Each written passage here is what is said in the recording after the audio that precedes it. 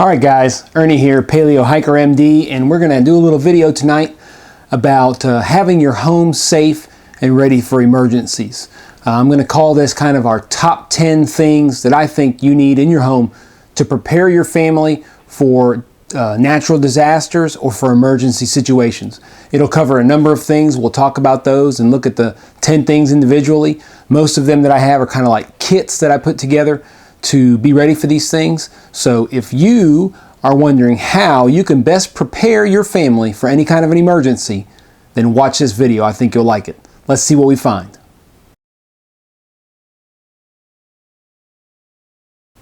Alright guys, so the first thing we're going to talk about is water. We're going to start with the basics. You want to have water on hand for a small amount of time to make sure your family's ready. Now I do that with these aquatainers. These are 6-gallon tanks. You can buy them for a reasonable amount of money, and I've just bought several over time. I have a total of 6 of these in the house, so that's 36 gallons of fresh drinking water all the time. I also have several other containers equaling about another 30 gallons. So in total I have about 65 to 70 gallons of fresh water. One of the other tips we're going to talk about in a little while is another way to get fresh water for your family without having to store it inside of these containers and put them places. So number 1, fresh drinking water. Alright guys, so number 2, if you're going to have water, you've got to have food. And we have several types of food available in the house, but the easiest and quickest way to go is to get some of these really nice freeze-dried foods. This is from the Wise Food Company. I have several of these particular containers. Each of these has 120 servings of meals for my family. How much you keep in the house is up to you. Now I also have 5-gallon buckets that are filled with other food staples like rice, pasta, mashed potatoes, other things like that are Mylar sealed. I sealed them myself in large Mylar bags, and I put them away, and they have very long life. Beans and things like that. And I have those kind of scattered around the house. I don't know exactly how much food I have. I have it all written down somewhere, but for this video I don't know for sure. But big picture wise, you want to have enough food on hand for your family to make sure you have supplies for the foreseeable future. I would recommend anywhere from at least 30 to 60 days of food on hand to prepare your family for a natural disaster or an emergency. So that's number 2. All right, so number 3 kind of relates to those, especially from the water standpoint. This is 2 pieces that go into this little kit. One is a freshwater drinking hose. Now with this freshwater drinking hose, you can access any water that's in your hot water tanks and utilize them as potable water for your family in case of emergency. Now, in order to do that, you need to be able to cut yourself off from the city water or from whatever water source you have, especially if you have city water. So for that, I have one of these tools right here, and it's actually really handy. You can do it without this tool, but the bottom in particular is specifically designed to turn on and off city water valves. So with this, the minute you know that maybe the water supply is compromised or contaminated, you go outside, you turn off the water going into your home, and you make sure that the water going in is safe. That way you can access the water in your hot water tanks with your freshwater hose. Now this tool is also good for turning off the gas going into your home, and you also want to turn off electricity. We'll go over that on another video. I'm actually going to go over a video on how to turn off the utilities to your house. But that is tip number 3. All right, so tip number 4 is for emergency or disaster preparedness. I have a toolbox specifically filled with a variety of accessory lighting.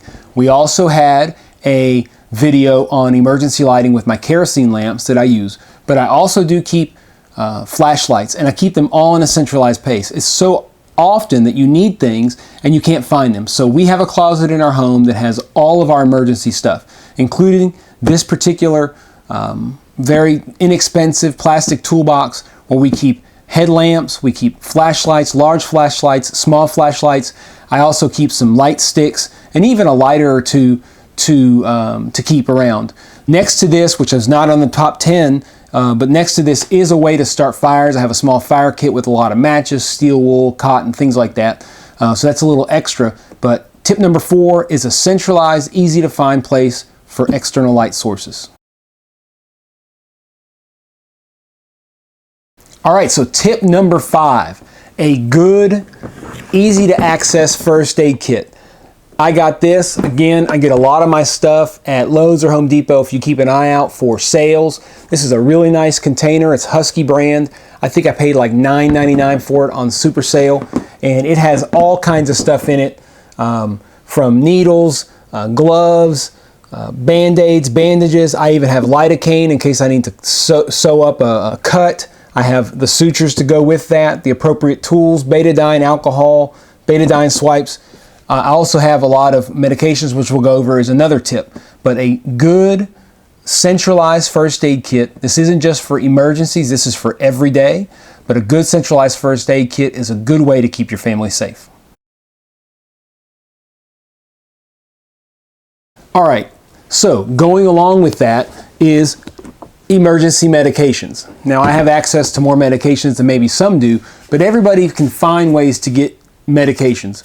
A lot of survival books will talk about you talking to your doctor about your particular scenario and trying to get some prescriptions for some antibiotics and the such that you can keep for a rainy day. Some physicians will do that. I do have a stock of medications here with me, multiple common antibiotics, antifungal medication, nausea medicine. I have lots of Tylenol and Motrin in large quantities that you can buy for really inexpensive. I also have kids liquid Tylenol and Motrin. All these things are things that will expire, and the way that we do it is we realize that some of this stuff is going to go bad and we're not going to be able to use it. But they will last a lot longer than the manufacturer will say. And in a pinch, if there's a real emergency, even an expired antibiotic is better than no antibiotic. So emergency medicines, find a way to get what you can, but they really can help in times where you can't reach or access other medications from normal health officials and health personnel. All right, guys, so number 7 is actually a kit that I put together pretty recently. As everybody knows, there was the Ebola scare recently, and that got everybody worried. Now, as a physician, I knew that Ebola in particular was not extremely dangerous, and I wasn't afraid that it would spread like wildfire like a lot of the media would say. But there are other diseases that could cause that. And I took advantage to say, you know what, this is a good time to shore up my family infection control. So I put together a kit here that has all kinds of stuff. It's got very good respirator masks, the N95 respirator masks, which are what the CDC does recommend even for something like Ebola. I have both adult size and kid sizes because they are different and they need to fit tightly. So if you have smaller kids, make sure you have kid sizes.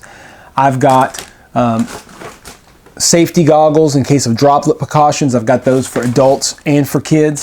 And I've got Tyvek suits. You think, oh my gosh, a hazmat Tyvek suit, that's just way crazy. You don't need that. Look, they're very inexpensive. I bought 4 suits for like $25 and it gives you peace of mind. Now, if nothing else, maybe you can use them for a cool Halloween costume, but I think it's smart. When you can have safety for reasonable cost, I think it's a good idea to go ahead and get it. I also have plenty of latex gloves, something else that everybody can use, but an infection control kit, a way to keep your family safe from droplet, airborne, or any other infections is a good idea for your home safety plan.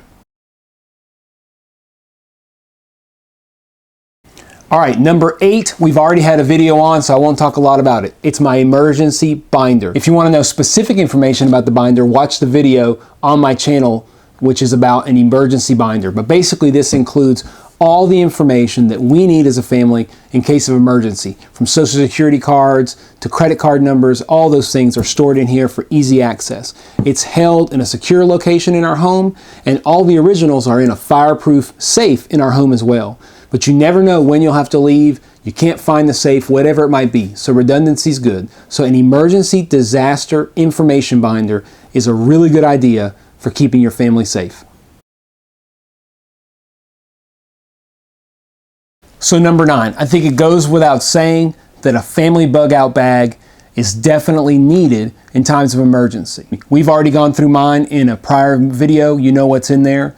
I've gotten some good comments, and one viewer who I'll put down here recommended a separate backpack with a very cheap 4-person tent and some sleeping bags, and I think it's a great idea. So any other comments for the actual family bug out bag would be greatly appreciated. But number 9 tip for keeping your family safe and ready for emergencies, without question, is having an appropriate bug out bag.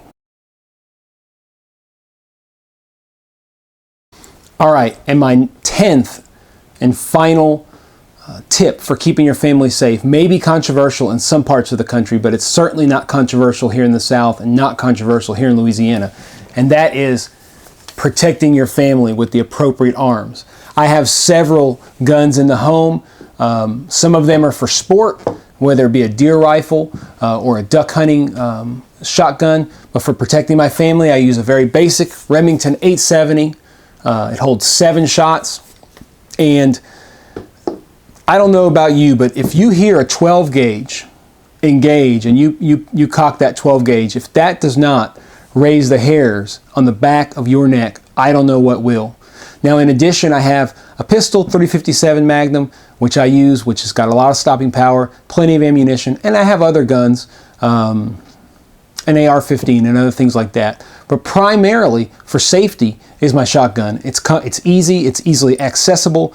Ammunition is easy to come by, and it really helps keep my family safe and gives me peace of mind when there's an emergency situation, or if there's an emergency situation. So that's my number 10 tip.